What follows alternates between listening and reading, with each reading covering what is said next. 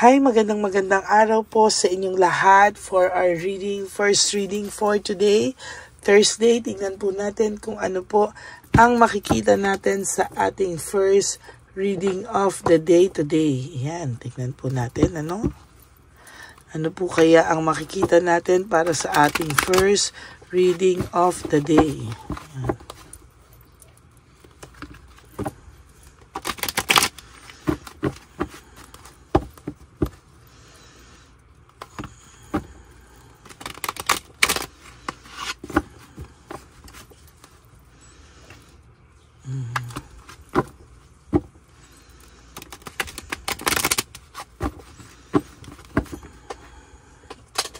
Okay.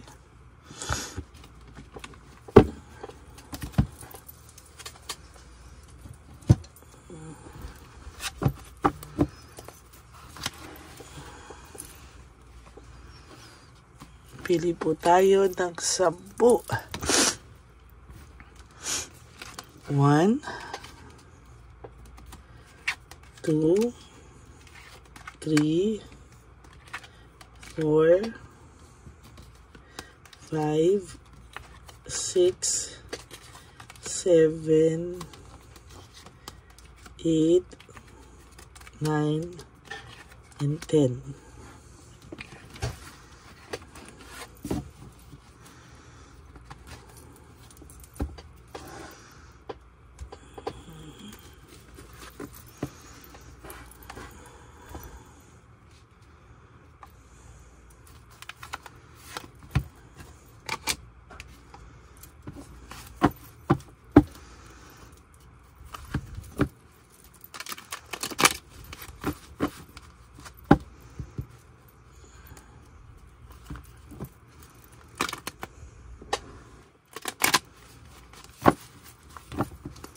Last. Huwag nyo mo i-skip to ha. Dito tayo kumukuha ng energy nating dalawa. Connection nating dalawa.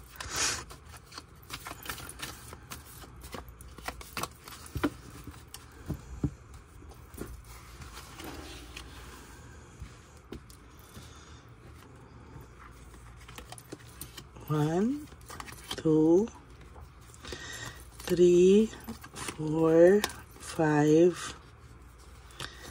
6, 7, 8, 9, and 10.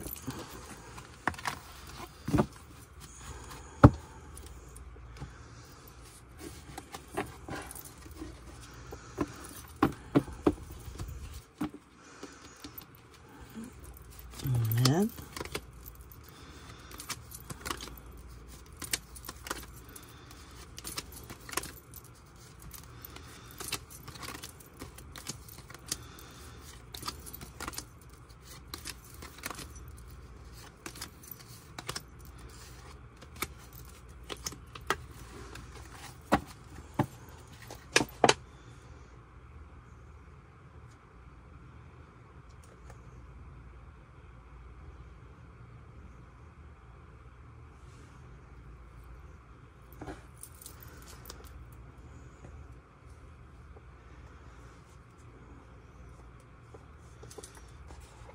Okay.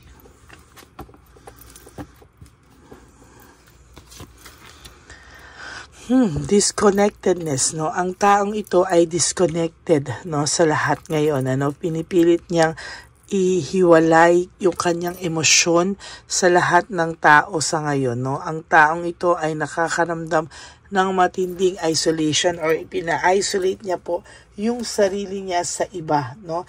Hindi niya po alam pero talagang gustong-gusto niya pong i-isolate yung sarili niya dito, no? Hindi man po niya masabi-sabi lahat ng kanyang nararamdaman. Pero to tell you honestly, pagod na po itong taong ito magmahal ngayon, no? Parang kahit may third party ito, napapagod po siya sa sitwasyon na meron siya ngayon. Nakita ko din po dito na ikaw kahit papano ay pagod na rin, no? Parang yung sitwasyon mo ay hindi mo na rin po kinakaya, no? Medyo pagod ka na rin po sa sitwasyon mo. Gusto mo rin po ng bagong mundo. Ayaw mo na rin po ng ganitong klaseng ng kalungkutan, ano? There is also weakness and insecurity. May nai-insecure po sa iyo ngayon, ano? Maybe the third party nyo, no, ay sobrang insecure sa iyo, no? Kahinaan niya po yung makita yung inyong person na iniisip ka or tahimik, no? Alam po nito na kapag tahimik ang person mo at ang person niya ay ikaw at ikaw pa rin po yung naiisip. Kaya po napapagod na po itong taong ito. Sa totoo lang, failure, nakakaramdam po siya ng too much failure, no? May failure po siyang nararamdaman at hindi niya po alam kung hanggang kailan ito. Sabi nga sa iyo, ayan ang third party, oh, selos na selos pa rin sa iyo, no? Pinag-aawayan ka pa rin at matindi ang insecurity na nararamdaman po sa iyo ng inyong third party. Why? Kasi nakikita niya po no? Nakikita niya po na magulo po yung sitwasyon. Nakikita niya po na hindi ganon kadali yung sitwasyon. Freedom and self-acceptance, no? Siya po kasi ang gumawa sa sarili niya ng mga ganitong klaseng sitwasyon. Kaya ngayon po, hirap po itong taong ito, no, dahil hindi na po niya alam kung ano po ang kanyang gagawin, no. Napapagod po siya, hindi na po niya alam, no, hanggang kailan daw po niya ito mararanasan, no, yung ganito na parang naiisip ka pa rin niya. Sa totoo lang po, ayaw ka na po sana niyang maisip, no? Pero hindi po niya magawa yan, no? Ayaw ka niya pong isipin. Pero sa totoo lang po, malungkot po ang taong ito sa ngayon, no? Kahit whether pinapakita niya po sa iyo na masaya siya, hindi po totoo yung mga yan, no? Nalulungkot po ang taong ito, sa totoo lang po, no? Nalulungkot po siya. Hindi niya po alam kung ano po ang kanyang gagawin. Ayan ang sinasabi ko, loneliness and isolation, no, lumabas. No, ina-isolate niya po yung sarili niya. Talagang sobrang lungkot po ng nararamdaman niya. Kung akala mo po na itong taong to ay nag-e-enjoy sa buhay niya, hindi po, no? Ang tao pong ito ay nalulungkot sa buhay niya sa ngayon. Hindi niya po alam kung hanggang kailan niya gagawing i-isolate yung sarili niya, no?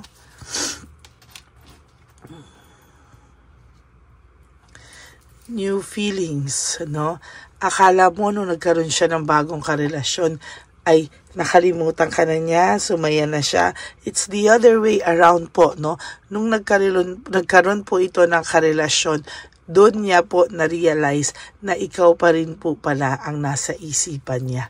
Ikaw pa rin pala yung hinahanap-hanap niya at ikaw pa rin pala yung standard niya ng relationship. Yung naging samahan nyo, yun pa din ang gusto niyang balik-balikan. Kaya lang po, no, sa nangyaring to, no, hindi kasi siya makalapit, no? Hindi na siya makalapit, hindi niya na alam paano niya aayusin yung mga bagay-bagay, no? Kasi gumulo na ng gumulo, talagang yung iba ginosting ka pa nito, yung iba inaway ka nito, pinalabas na wala kang kwentang tao, lahat na, no? So ngayon, yan ang talagang sarap paluin itong lalaking to, itong babaeng to. Yan ang consequences, no, ng kanyang actions, no? Ngayon, buti nga sa iyo, nanggigigil ako sa iyo. O ayan, no, dati secure siya sa iyo. Dati lahat, ang ganda ng buhay niya kasama ka, pero ngayon parang nawala lahat ng parang bula, no? Alam niya po na hindi daw tama ang pinili niya. No right choice. Confused po ang taong person mo, no? He's very, or she is very, very confused actually. No? Pagod na pagod po ito at talagang hindi niya alam ang gagawin niya. Boredom and lack of passion, sa totoo lang, ang nakikita ko dito ay may boredom talaga, no? Ayan, no? Hindi niya alam paano ngayon ang gagawin niya. Bored na bored siya sa buhay niya. Talagang, kung pwede nga lang talagang pumunta na sa'yo, kaya lang duwag po ito, no? Ayan, oh. Burnout and overstress. Stress na stress siya sa kanyang buhay ngayon. Burnout na burnout siya. Yan po, oh. Hindi niya po akalain, no? Na makakaramdam siya ng ganyan, na overstress, ng burnout. Ang dami niya pong unresolved issues, no? Hindi niya po talaga makuha-kuhang no? Ang dami niyang unresolved issues. Hindi niya po magawang itama lahat, no? Kasi po naging greedy siya, no? Talagang akala niya hindi ka na niya kakailanganin, hindi ka na niya hahanapin. So ngayon, ayan, no, may emotional baggage po itong dala-dala. Yan, kasalanan niya po yan. Yun, stress and burnout and overstress. Ito, stress, burnout, and restlessness. Mas grabe pa, no? Talagang, yan ang sinasabi ko, no? Siya ang gumawa niyan sa sarili niya.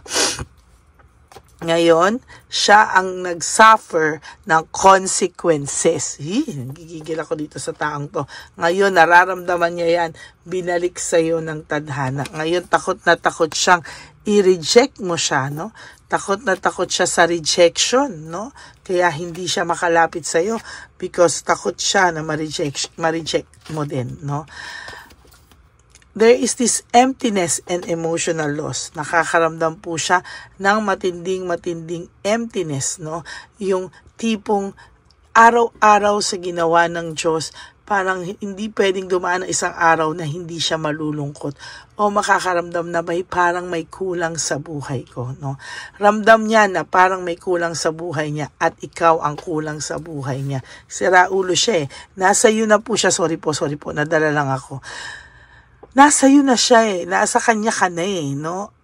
Pero pinalet go ka pa din niya. Yan ngayon ang kanyang pinagsisisihan. Kasi ngayon, no? Naging greedy siya, naging possessive siya, naging defensive din siya sa lahat, no? Ikaw pa yung may kasalanan sa lahat, no? So, ayan. Yan ang matinding nangyayari sa kanya. O, ayan, lahat. O, greediness. Naging talagang greedy ito, no? Tapos ngayon, kahit po may karelasyon to, lack of commitment, hindi niya po mabigay yung puso niya. Bakit? Kasi po, ikaw pa rin ang nasa laman nito, no? Ikaw pa rin at ikaw pa rin po yung talagang hinahanap-hanap niya, no? Hay, nako, kasalanan niya yan, eh. Hindi niya ginawa ang lahat ng dapat niyang gawin nung kayo pa. O, ayan, last card nyo is disconnectedness, no? Your first card is disconnectedness and your second card is also disconnectedness. Disconnected po talaga siya sa buhay niya ngayon, sa mga tao, sa paligid niya, kahit pa ipalabas nito na masaya siya, na marami siyang friends, masaya sila ngayon ng third party. No, disconnectedness, first and last card, ngayon lang po nangyari yan, na pareho yung first and last card, no? So yan ang tindi-tindi ng message sa inyo. Pasensya na po kayo, nadala lang ako ng emosyon ko sa gigil ko dito sa person na to kasi ayan, ang dami-dami niyang sakit na binigay sa'yo. Only, no, ngayon marirealize niya na ikaw pala ang kulang sa buhay niya, na all this time, ikaw pa rin pala, no? Pero, hindi pa rin siya makalapit because of cowardness, kaduwagan. Bakit? Alam niya sa sarili niya, kapatid, no? Na, grabe yung pain na nabigay niya sa'yo at hindi mo deserve ng taong katulad niya. Ay, nagsisermon na naman ako. Dapat naguhula lang ako. Pero nadadala ako sa emosyon ko, napapasermon ako. So that's it, no? Yan po ang inyong first reading of the day. I hope po na naka-resonate kayo. And if you do, can you please give me a like and comment down below para naman po sa inyong emosyon. Gusto ko naman pong malaman ang emosyon mo. Ayan, kapatid. Ay, nako. Pasensya na po kayo, no? Minsan, naano talaga ako. minsan ako talaga ay nadadala sa aking emosyon pag ganito yung mga nakikita ko sa baraha ko. Okay? So for those of you who wants to have a private training with me, you can message me at Ladyly Elena. That's LADYLY Elena. Nasa dulo po yan ng ating video. Diyan nyo lang po ako makokontakt. That's my only official and legit FB account. Maraming salamat po sa inyong lahat. And for those of you who would like to give me a super thanks for this video, I would really appreciate that and love that from the bottom of my heart. Lalo na po, nalalapit na po ang ating One Love a Day Christmas edition for our dear lolos and lolas. Ayan. Maraming salamat po sa inyong lahat, and I really hope no na mapasaya po natin yung mga less fortunate natin na mga lolos and lolas sa daan. Okay? Maraming salamat po sa inyong lahat. And ang lagi ko pong pakiusap, no, please no skipping of ads. Tulong nyo na po yan sa ating channel. Lalo na po, sabi ko nga po, nalalapit yung ating One Love a Day on December 14. Patuloy po tayong nag-iipon para dyan. Ano? Maraming salamat po. And to all my Lady Elena, ever loyal, faithful, solid Lady Elena friends, family, and subscribers, I love you all from the bottom of my heart. Lalo na po kayo na mga solid and faithful. Sinasabi ko po, friends, dahil friends, family, and subscribers po, ang tingin ko sa inyo lahat, you are like a family to me. Tatanggalin ko na nga po yung Lady Elena friends and subscribers yung Lady Elena family na lang, no? Yan po, kayo po yan, ano? Kayo po ang aking mga kapamilya.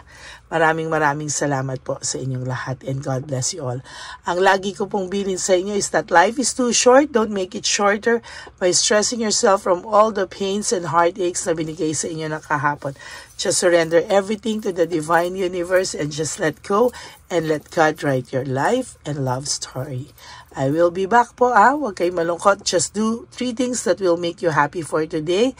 And prioritize yourself today. Huwag niyo muna po isipin ano man ang mangyayari bukas kung hindi ngayon lamang po. And tomorrow is another day. You do the same thing.